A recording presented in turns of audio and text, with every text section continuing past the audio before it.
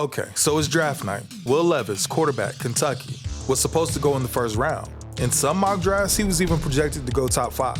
But here's the thing. Will Levis was this paradox. Scouts, they loved his raw tools, the cannon arm, the frame, the physicality. But his college tape, kind of messy. Sometimes spectacular, other times confusing. But teams take risks on quarterbacks like that all the time, right? How many of them from where we sit right now look like they might truly be worth tanking over? 3. Absolutely 3. C.J. Stroud, Bryce Young, and Will Levis at Kentucky. I think the Colts get Will Levis, the quarterback. Here's why. He gives them a little bit of Andrew Luck. Bright, athletic, can move, nice arm. Well, unfortunately for Will, he wouldn't go in the first round, or the top 20, or even 30. The biggest surprise to me, Scotty, was number 4. Maybe I just, I've been on the carrot a little bit too much and listened to the information, but for the last 3 weeks, we've been hearing Will Levis to the Indianapolis Colts. I give Chris Ballard, the GM, a lot of credit. He kept this one sealed. See, this is the part of the draft that hurts to watch, because behind the highlight reels and the scouting reports, there's a 23-year-old kid watching his dreams drift farther and farther away.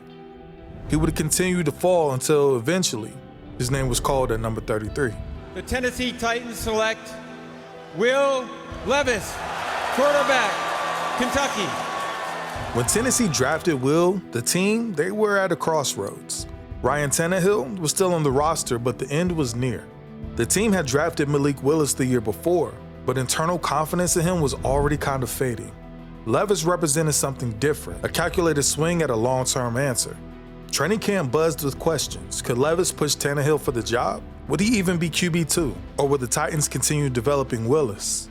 The answers, they would come in time. Tannehill started that year, and Levis held the clipboard. And then, in week 8, the door opened. Will's going to be our quarterback.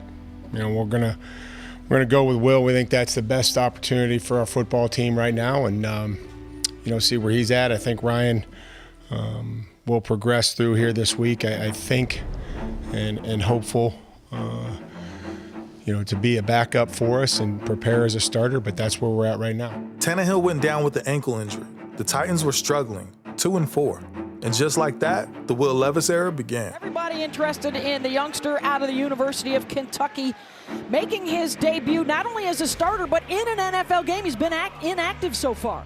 In his debut against the Atlanta Falcons, Levis threw 4 touchdown passes. 4. Levis towards the end zone. Got a man. Touchdown! Wow. And it's the 4th TD pass of the day in the debut of Will Levis. He looked awesome, man. Confident. The arm talent, undeniable. Tennessee, they won the game, and suddenly fans had hope again. This wasn't another project quarterback. This looked like the guy. For one game, Will Levis was virtually perfect. Will Levis came on and lit it up yesterday. And so if he continues to play at that level, I think they'll keep letting him play. Will Levis throws 4 touchdown passes. You got to see more. You got to see more right now. Levis remained the starter even after Tannehill recovered, and for good reason. The Titans, they were going nowhere fast, and Levis needed reps. He went ahead and finished the year with 8 starts, throwing for 1,808 yards, 8 touchdowns, and 4 interceptions. Not spectacular, but solid. Promising. The fan base was split between cautious optimism and full-on hype. In a league starving for quarterbacks, this looked like a win. And then the second year happened. So I've got a question. If you were seriously injured, do you know what your case could be worth? It could be millions. But dealing with traditional law firms? Yeah, that's a whole different kind of headache. Paperwork, endless phone calls, waiting weeks just for an update? It's frustrating and time-consuming. And worse, many firms settle for lowball offers instead of fighting for what you truly deserve.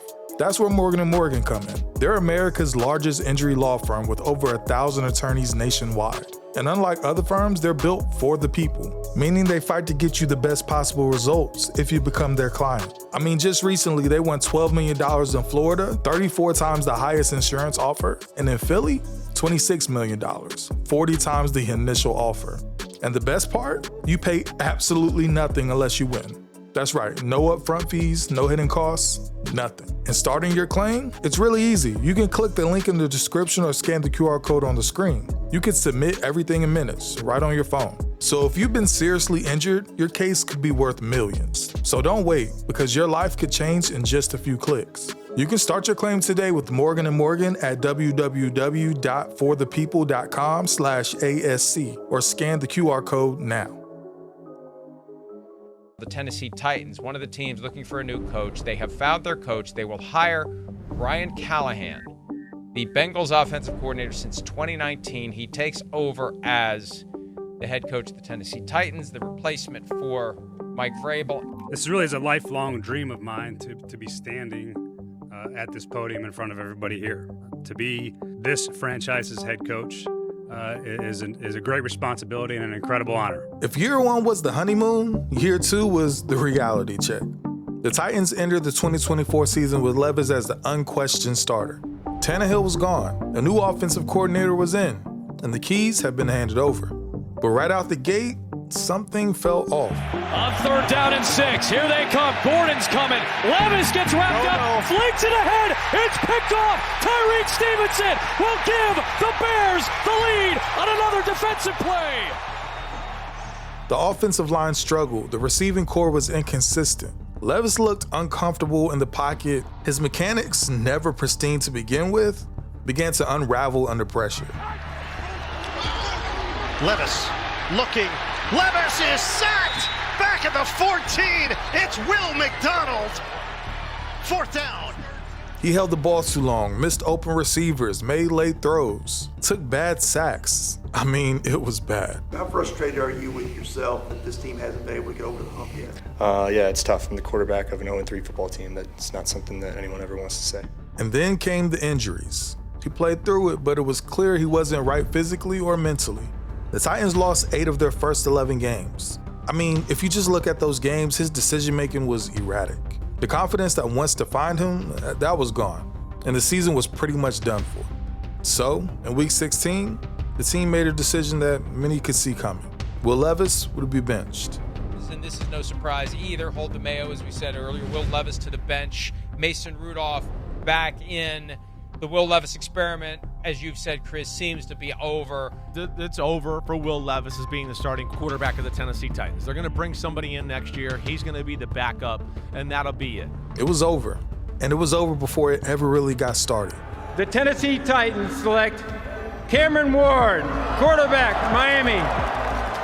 A new era, a new face, and a not-so-subtle declaration: Levis isn't the future. The Titans had seen enough. Despite his youth, despite the flashes, they moved on. Cam Ward was the guy. But the thing is, what happened to Will Levis is not just the Titans' problem. It's an NFL problem. Let me explain. Quarterbacks today are drafted into chaos and expected to be great immediately. No time to learn, no room for mistakes. If you're not elite by year 2, you're expendable. Zach Wilson, Trey Lance, Mac Jones, Sam Darnold, Justin Fields. You see the pattern, right? The league is drafting quarterbacks high and giving up on them faster than ever.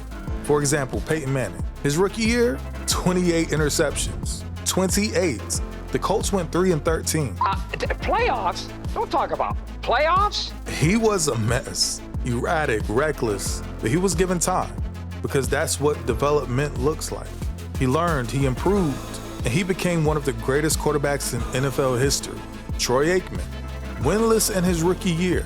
He went 0-11 as a starter and threw more picks than touchdowns. By today's standards, both Manning and Aikman might have been benched by year 2, labeled bust, replaced before they even had a chance to grow. Imagine if the Colts had used the top pick in the 99 draft to pick another quarterback, or even if Jerry Jones pulled the plug on Aikman in the 90s. That's the world Will Levis lives in now. Now, I can already read the comments. No, I'm not saying Will Levis is comparable to Manning or Aikman. I'm just simply using him as a microcosm of what problems I feel the NFL has when it comes to player development, especially at the most important position in the sport. The Titans' decision wasn't just about Levis. It was about optics, fan pressure, ownership, and the accelerating pace of the NFL. Now, Cam Ward offers something tantalizing. A modern mobile quarterback with dynamic playmaking ability. He feels like the kind of player you have to bet on in 2025. But that doesn't make Levis' fall any less jarring. He went from starter to bench in less than 2 seasons. And technically, he never truly played a full season of football. Not because he was hopeless, but because he wasn't perfect fast enough. Like it or not, that's the bar now. I never thought I'd put a Will Levis cape on, but here we are. Look, he's only 25 years old. He's 6'4", 230 pounds, and can throw the ball 70 yards flat-footed. His rookie year showed glimpses of real upside. That doesn't just vanish. That's between the ears. Now, is he flawed? Yes. But can he grow? Yes. Realistically, he may never get another uncontested starting job. That's just the percentages of the NFL. Once you've been replaced, you're labeled. You become the maybe backup, the camp arm, or insurance policy. But football history is full of players who reinvented themselves. Jared Goff, he's just now hitting his stride. Geno Smith sat for nearly a decade before blossoming. Ryan Tannehill, ironically, had his second act in Tennessee after being written off in Miami. I guess what I'm trying to say is the road ahead won't be easy for Levis, but it's not closed. Not yet. He still has the tools.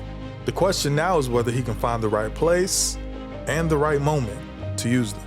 And if he does, well, he won't be the first quarterback who needed a second chance to get it right.